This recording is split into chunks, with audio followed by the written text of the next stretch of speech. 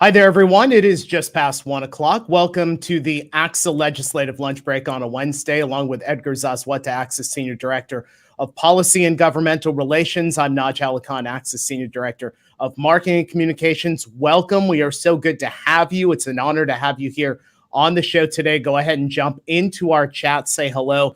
Let us know what district you're in, what's happening in your region today. Edgar, I was off last week, but you got to sit in my chair. It was fantastic. Topic was great. You and Wes were great.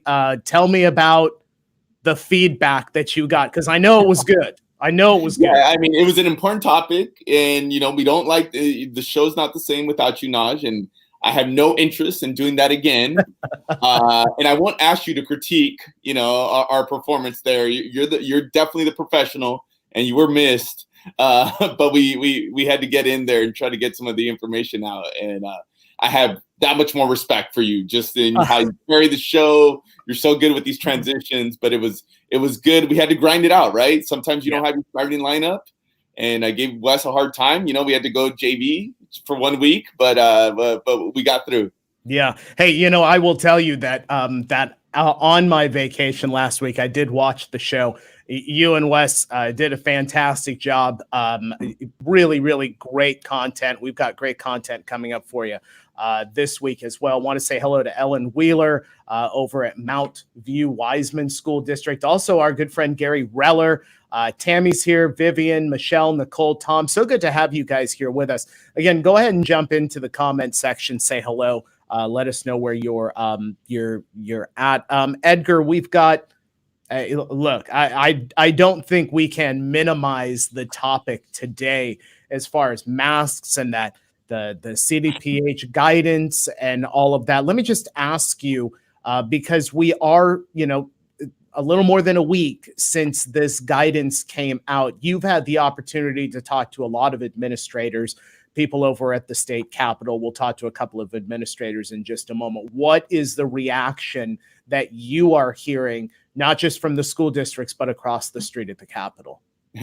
There's no lack of reaction. Let's just put it that way. I think as we saw last week on the show and subsequently in some of our meetings and just interactions we've had with our members, obviously the news about the masking requirements, specifically in the CDPH guidance, and maybe a little bit of the confusion about what is required, what's not. I think that it caused some angst, right? I think the one thing that we will see, and I think that today is going to be an interesting conversation, that it also depends on where you're coming from, right? Where in the state you're coming from. So I think that is one of the pieces that we're going to try to dissect, and I think we're seeing a lot of differentiation around the state in terms of that. Hey, let me ask you, before we bring on our guest today to talk specifically about the local impact here, we have a very diverse set of states and regions throughout the state. And I think we are going to hear about some unique instances. Have you had this opportunity to hear from lawmakers themselves about what came out last week and maybe what may be ahead as we move towards the start of the next school year? Edgar, are you with me or did you lose me?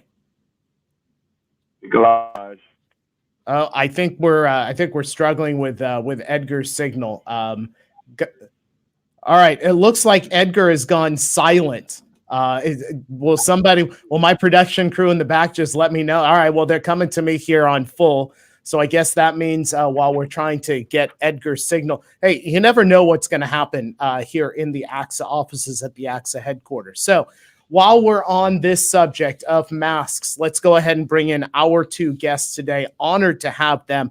Parveen Ahmadi is the superintendent from Castro Valley Unified. Scott Nanick is the Calaveras County superintendent. They are here with us on the show. Parveen and Scott, let me go ahead and bring you guys on here. Are we having more technical difficulties there?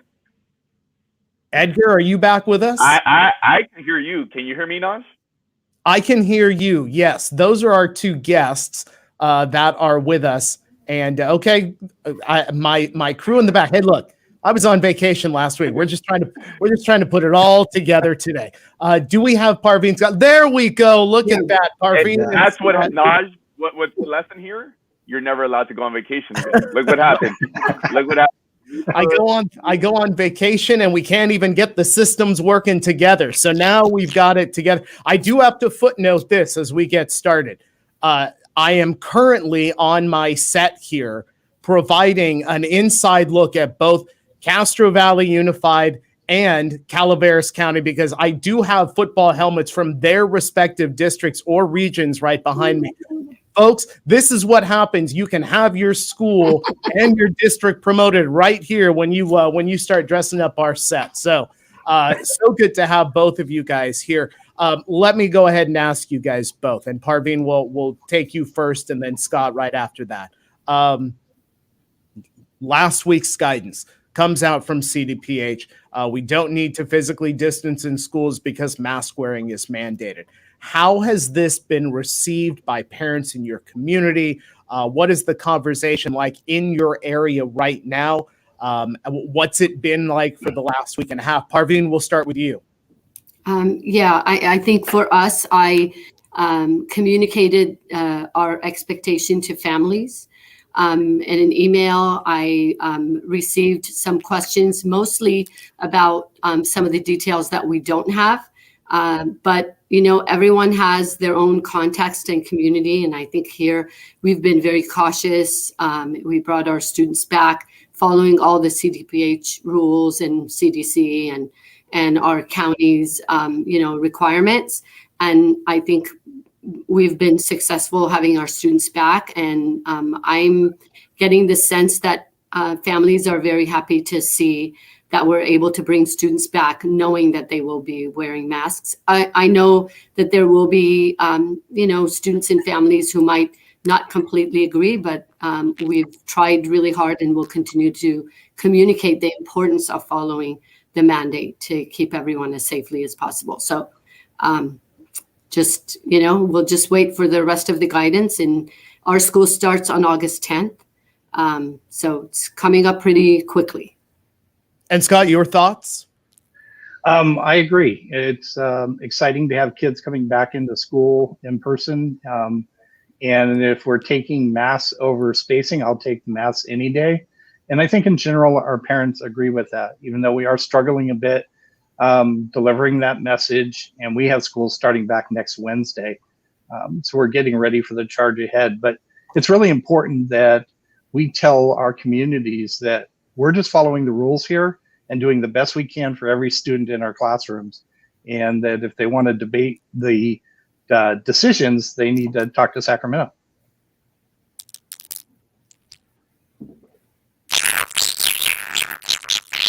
Oh, it looks like Edgar's having sound issues right there. Look, we're going to find Edgar a legitimate place for him to broadcast today.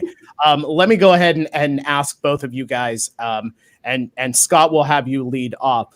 How have you been communicating the guidance to your community, the information to the parents and families, and obviously staff as well?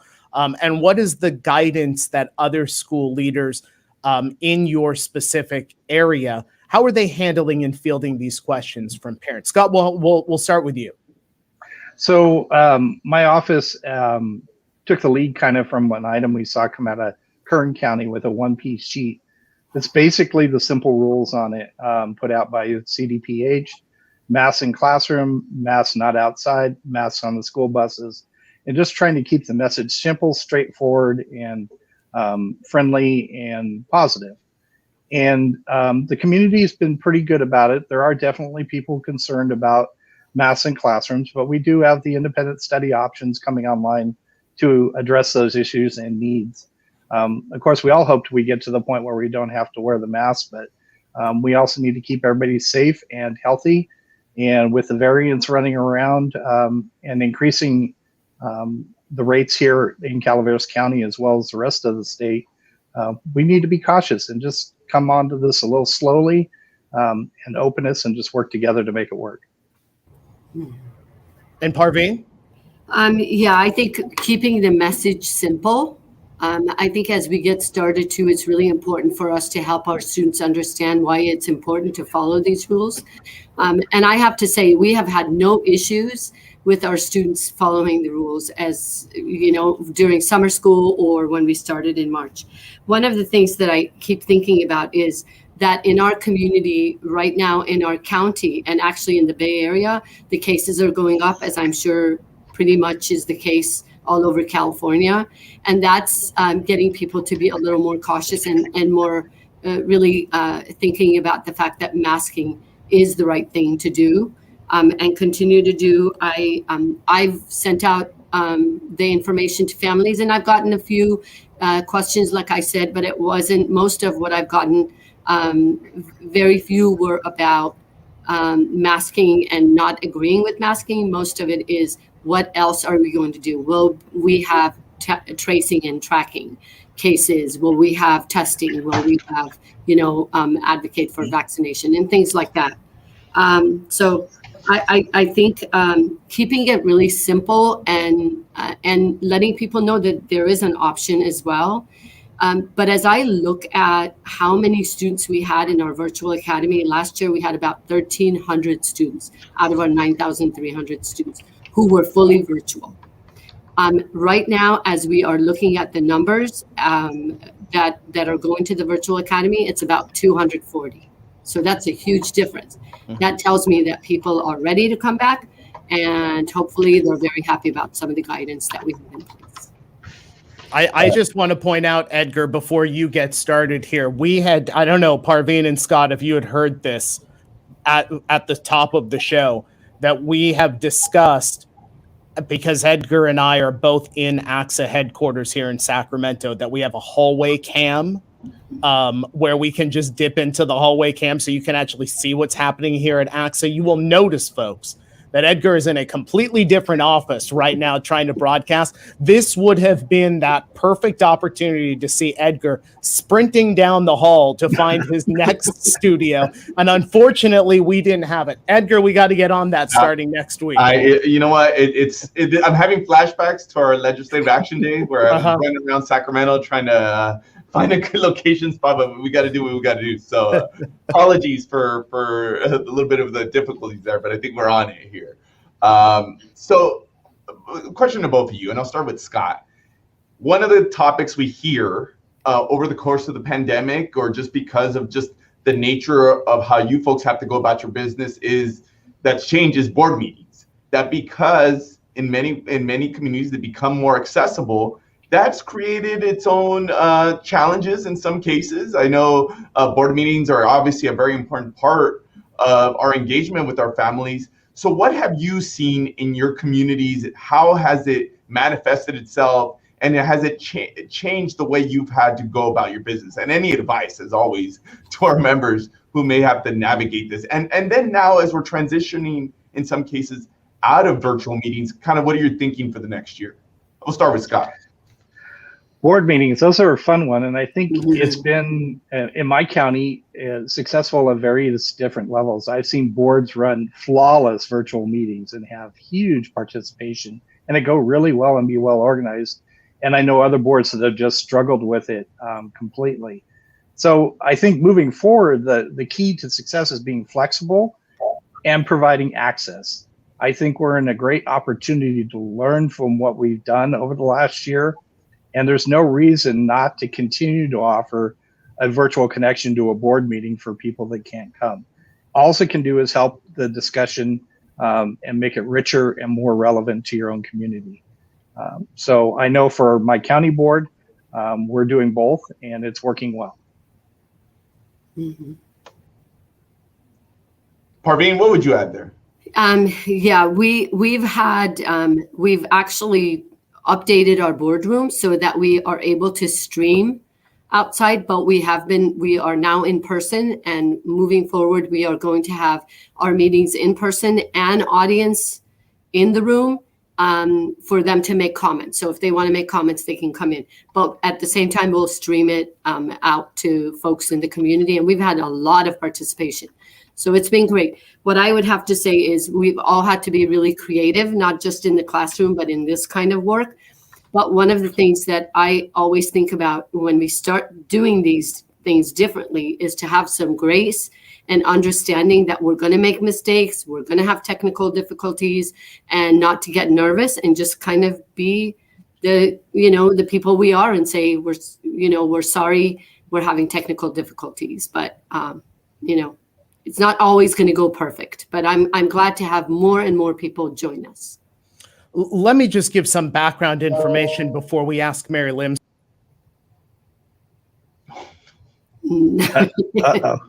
Oh no, I think we've lost Naj now, which means that I'm on. A good thing I got practice last week, right? So now I could go there.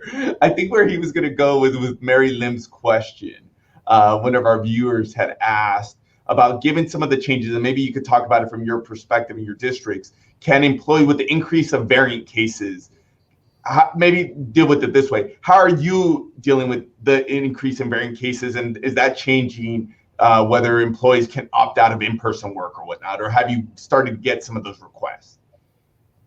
We'll start with Parveen this time. Yeah, I hope you can hear me because I'm not sure. Okay, we have not received any, and I don't expect any. I believe that our schools are open and we all need to be back at work. Every one of our employees had the opportunity to get vaccinated. And we have lots of safety measures in place. Scott, how about in your community? Concern? Yeah, everybody's excited to be back. I mean, there is a true excitement in the air about being back with kids and doing what teachers love to do. So I'm unaware of any requests to anybody to stay virtual and because of concerns, but us too, every teacher in our county was offered to be vaccinated, and we're actually sitting at about a 70% vaccination rate for our teachers in the county. By the magic of technology, folks, and one thing that I learned from my many years in television news, when something is going on, you don't try and make it seem like nothing is going on. Viewers can see something is going on, and our guests can clearly see that something is going on. Technology, we'll just leave it at that. Technology today is clearly making things interesting. I've got two questions here, so let me go ahead and combine them because they are somewhat similar. Nicole Hurtado asked, with changes now recommending that masks now be worn outside, will students need to wear masks outside during classes such as PE? And then Sarah Olson asked the question, any update on VAPA and COVID guidelines, specifically choir? Okay, a couple of important questions there. Parveen, let me start with you. When your district leaders, when the teachers come to you, what advice have you been given and how are you able to deliver that? And do we have that information right now? The information we have is the indoor masking and not outdoor, but we're saying it's recommended and not required. I think our teachers, like you heard, are excited about being back. They want to be with students. But they also want to make sure that we have what we need to have in place as far as tracing and tracking and masking. So we're just really honest about the fact that we don't have all the details like PE and music and things like that we're going to get. So just keeping them informed, I think, has been really key for us. And Scott? For a small county like ours, it's important we work together. So we try to develop consistency, and we actually have a meeting coming up Friday with all the superintendents to try to put us on the same page on how we're approaching our communities, so that we work together and consistent and families aren't confused and one school's doing this and one's doing that. It's just much easier if we all work together for the best of our kids. Hey, Naj, I could touch on that just in terms of an update. And one of the things we tried to get Dr. Bartek on the spot, pushed her a little bit last week about, we've heard that they're working on it, and they are working on it. And so we do still anticipate some further guidance on sports, on choir, on music, on all these pieces. They have made clear that as it stands now, that the guidelines do state that the mask requirement is indoors. So outdoors, there is not one. Obviously, districts can take a slightly different approach there. So we're hoping that this will be something that we do hear back from the state here soon. We like in both of these cases, we continue to remind the policymakers we're not talking about fall. So often we talk about the new year starting in fall. Well, we're starting here in some districts, they started this week or starting next week, right? So it's just another challenge of not having all the rules to the game, even as our kids are coming back to classes. I get this. Our viewers know that my wife is a kindergarten teacher, and she's asked this question. And so I'll ask both of you. And Scott, if you want to address this first, and then Parveen.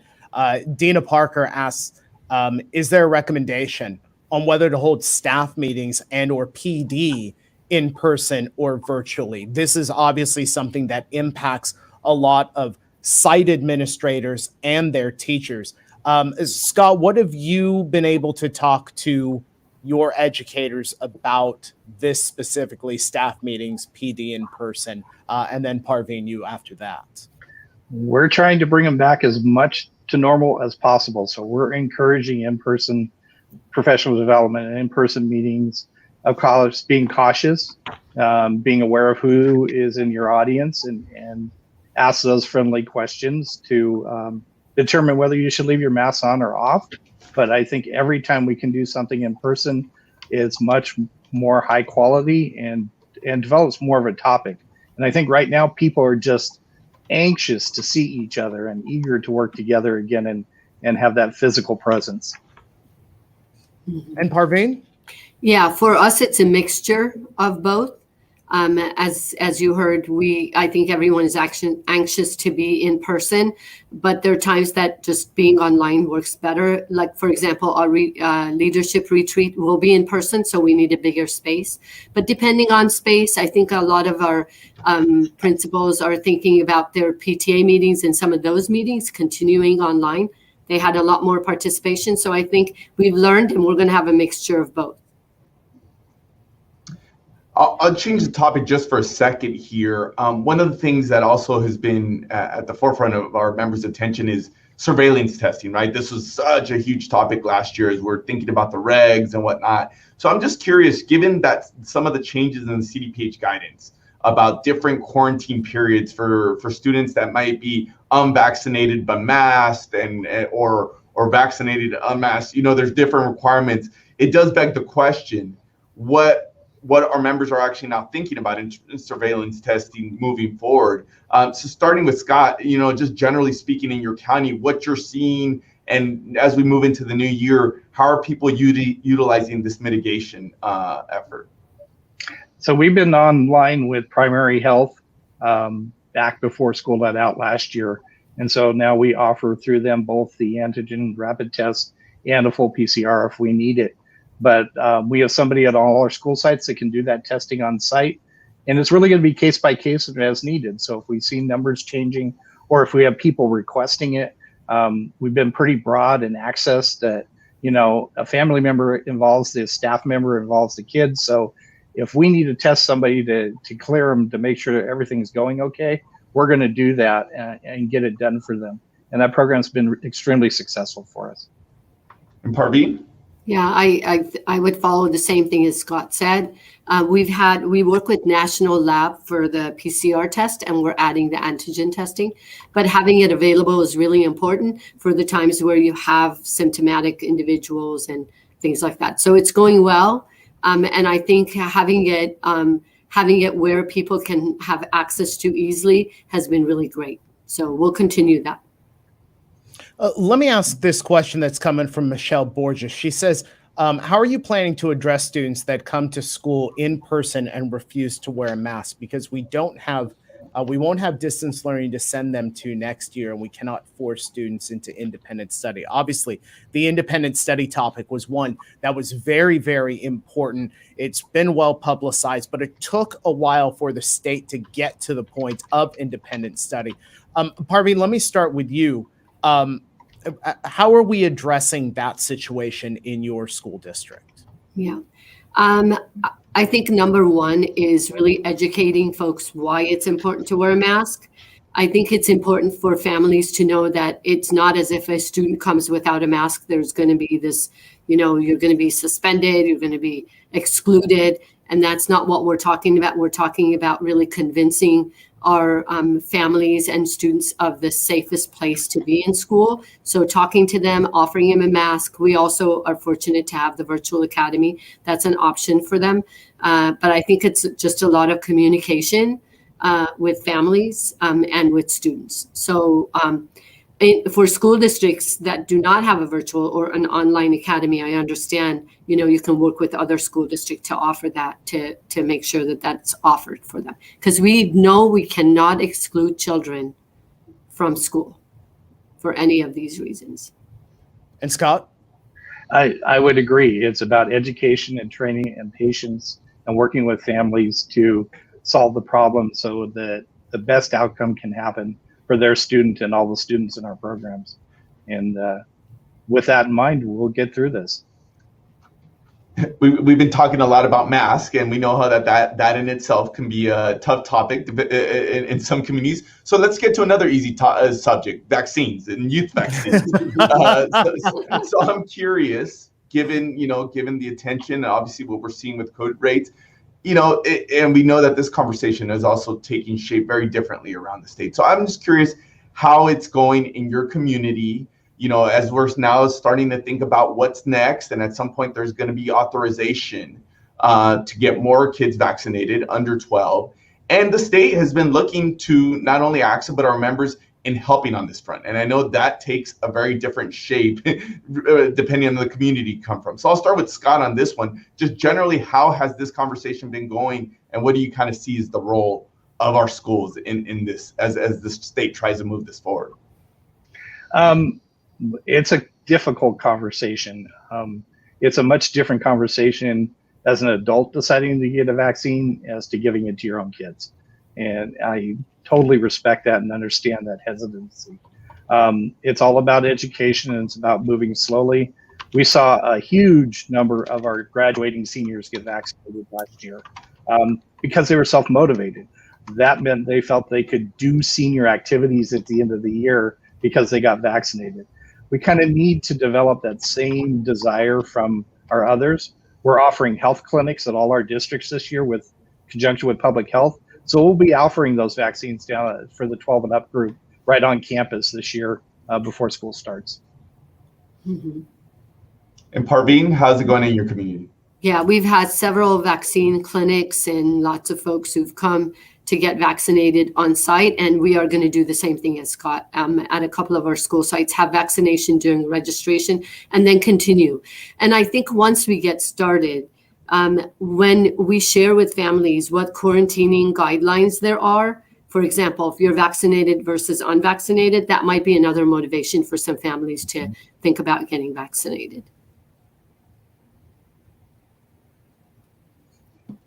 And we want to ask both of you one last question before we close, because this is something that obviously has a large impact in our elementary schools, and that is parent volunteers. What are districts doing as far as parent volunteers? Because now we open up a different set of talking points when it comes to vaccinations and maskings, because it brings a whole separate entity into this story. Parveen, we'll start with you. What are your district? What are you guys doing as far as parent volunteers are concerned? Yeah. At this point, we're talking about not having volunteers on site for a while, because we're just getting started and we want to make sure we are as safe as possible. If they do have business inside to go to the office or to meet with the teacher, that's a different thing. But having volunteers in the classroom, we're going to be very cautious about that. And not necessarily start with having volunteers in classrooms. And Scott? I'd say we're doing the same thing. We're moving slowly. We're working very closely with our insurance JPA because there's a balance there between discrimination and access and helping and doing it right. And we don't want anybody exposed that doesn't absolutely have to put themselves in that position. So we're going to move slowly and probably phase in volunteers as we move throughout the year. One more question for both of you from me. It goes without saying that the last year was a tumultuous one, and even before that, like we keep saying, we lose count. This all started in March 2020. As we're looking now into this next year, we love asking the question: what are some of the lessons learned, and how are you taking those as we move forward here into this new academic year? We'll start with Parveen this time. Well, we've learned a lot. We've learned to be creative. We've learned to use technology in a way that we never imagined before. We've also learned that there are times that teamwork and having really put everybody's head together to come up with ideas has been really critical. We've learned that we can do things differently to support our students and families. And to be honest, I've learned that our families are just so gracious and really depend on us. So it's really important for us to be clear, to be cautious, but to be really supportive and understand that everyone has a whole set of things that they're going through. So. And Scott? I would say to move slowly, to listen and really give your community a voice. Have that open door, take those phone calls. I know at times it's frustrating and time consuming, but it's so important that we listen to our community and our parents' concerns. And above all, be kind. We're all in this together, and we need to remember that none of us are enjoying this, and we need to just give each other some grace and be kind to each other. Parveen Ahmadi, Superintendent, Castro Valley Unified. Scott Nanick, Calaveras County Superintendent, two of our very favorite ACSA members here. To both of you, honored to have you on the show. Best of luck as you guys start the school year. Thanks for joining us today. Thank you, guys. Appreciate it. All right, Edgar, we are just a couple of minutes past the bottom of the hour, but I do want to refer really quickly to Joel Garcia's question here. Joel asks, and I'll ask you for your feedback on this. There seems to be confusion amongst the public over what discretion districts have when it comes to the mask mandate. Can you please comment on this? Can we expect CDPH to release clarification? What are we hearing on this? You didn't want to end the show with the easy question, No. We're going with the hard one. Yeah, I will say there's no bigger topic right now that our team is really trying to get and really ask the administration, some of the policymakers, that we need a little bit more clarity. Soraya Kaminsky, who's actually right to my shoulder here, and I'm using her office, she has been working diligently on really asking this and been working with CDPH, other folks in the administration. I will tell our folks that this is on their radar, and I think we're going to continue to push for some clarity. Now, we're looking for an official answer. I think in the meantime, we know that sometimes those answers don't come, and what do our communities do? The advice, and we were having this conversation over the last week, is I think some of the intent after the administration made some of those changes from the early guidance, and I think Dr. Bartek actually spoke to this, is that the intent is that there is some local discretion there, right? Now, like we always say, the caveats, you got to work with your counselor, you got to, think about this in the local context. But at least what the intent that they've stated is, well, do whatever you were doing last year, right? In other words, if you had a student that was refusing to wear a mask, in some communities, we know that there were some accommodations made, distance them, you figure something out. In some cases, other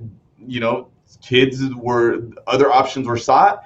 It's in the news right now. We know that there's now some lawsuits about districts trying to enforce that mask mandate. So no easy answer. I will say that we're gonna keep pushing on this, and I think we're gonna keep pushing the state that it's fine. We get that. We appreciate the local discretion, but this is where it becomes very difficult without any clear guidelines to the field. So we're gonna keep working on that. Yeah, and something tells me that this is going to continue to evolve over these next few days, and we may very well be here next Wednesday talking about this very, very subject and how it has evolved over this week. One other thing that I think is of note, I got to make sure that check to our internet company, I want to see if they've cashed that, because for some reason today, this was this was the bubble gum and popsicle sticks. We're all just going to try and keep it together for today's show. I may take Brent Bennett, everybody knows my connection there. He tells me go back home to Paris and that he'll hook me up with some good Wi-Fi. I might take it up on it and take him up on it. My mom would appreciate it. Go see her while I'm in Paris. So. If you're tallying at home, all four of us at some point dropped off of the show. Actually, through us, I don't know if Scott ever completely fell off the show, but I know you did, I did, Parveen did. So 3 out of 4 certainly makes it worthy of contacting the internet company.